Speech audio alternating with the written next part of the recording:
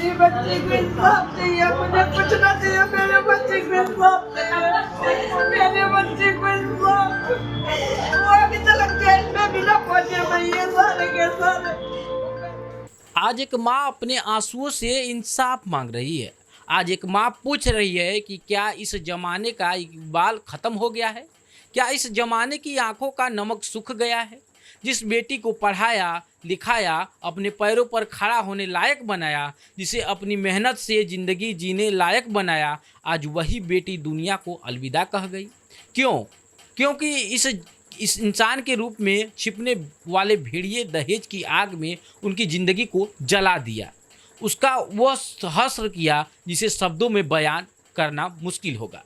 गम और गुस्से के इस मौसम में हम दहेज के खिलाफ कानून की बातें तो करते हैं, सजा मांग भी करते हैं, लेकिन एक सवाल बार बार जहन में उठता है कि आखिर दहेज की भूख लोग लेने वाले होते लोग कौन हैं?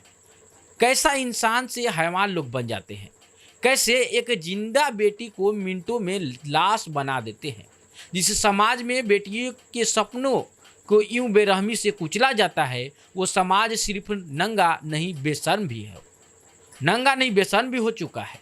लेकिन ना समाज बदलता है, ना ही हम बदलते हैं, ना ही सिस्टम बदलता है।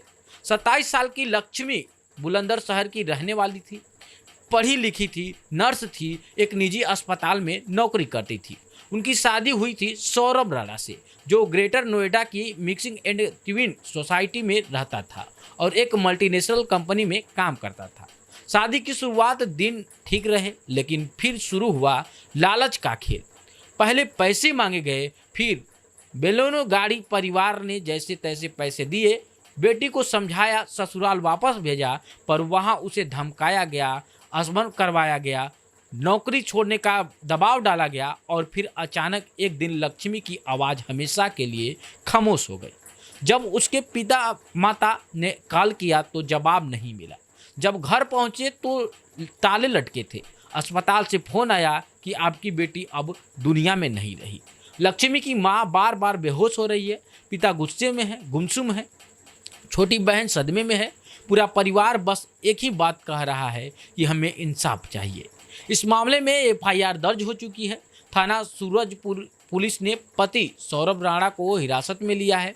ससुराल पक्ष, सास, ससुर, जेठ, जेठानी, देवर सभी पर दहेज प्रताड़ना का केस दर्ज किया गया है। पुलिस जांच कर रही है, लेकिन सवाल अब भी वही है कि आखिर कब तक ऐसा खेल चलता रहेगा?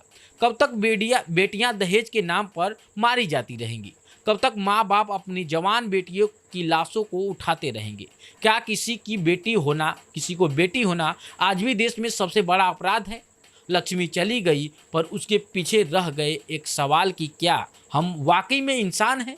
मेरी बहन के साथ में सर उनका दहेज के लिए हत्या की गई है उनकी ससुराल वालों ने। कैसे जानकारी मिली आपको? मेरे को जानकारी मिली, मेरी मम्मी बात कर रही थी, वो कॉल बात करते करते कट गया। उसके बाद जब हम लोगों ने घंटे डेढ़ घंटे बाद ट्राई किया फोन, तो वो कोई कॉल नहीं उठी। मम्मी ने मुझे कॉल किया कि तेरी बहन कॉल नहीं उठा रही है। बाद में जब मैंने कॉल किया मेरी बहन के पास, तो उसने मेरी भी कॉल नहीं उठाई।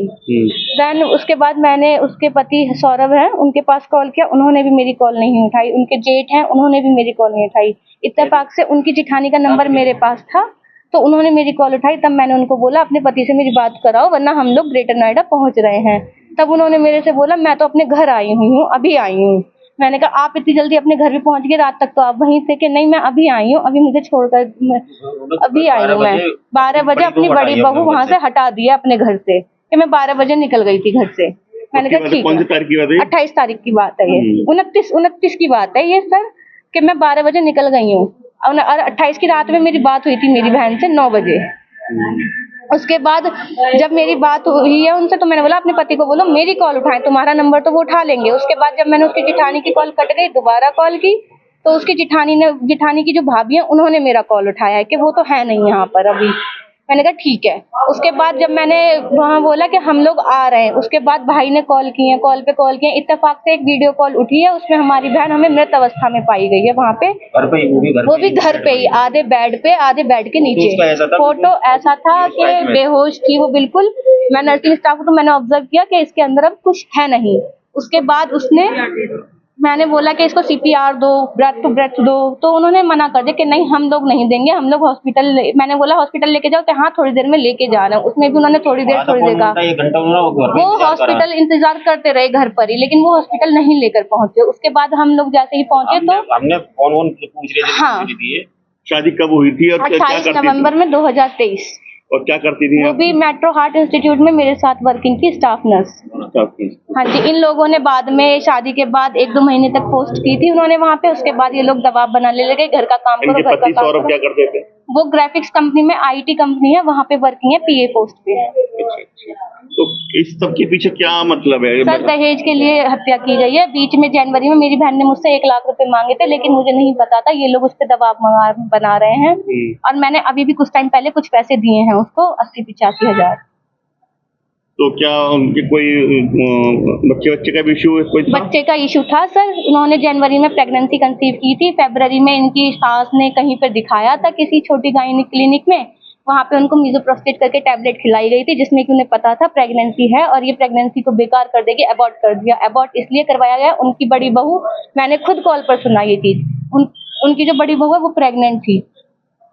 अच्छा, तो उनकी फैमिली में कौन कौन है? उनकी फैमिली में मेरी बहन की सास है, ससुर हैं, जेठ हैं, जेठानी है, एक देवर रहता है और मेरी बहन के पति। और सब एक साथ? हाँ, एक फ्लैट में रहते थे। अभी इनका फ्लैट अलग हुआ था। तो क्या इससे पहले भी कोई झगड़े की शिकायत या किस तरीके की डिमांड की शिकायत कोई? डिमांड की शिकायत तो उनकी तरफ से खुल के नहीं आ रही थी, लेकिन मेरी बहन मुझसे पैसे मांगती थी, कहलवाते थे मेरी बहन से।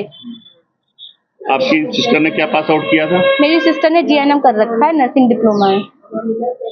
तो आप लोगों ने FIR करा दी? हाँ, मैंने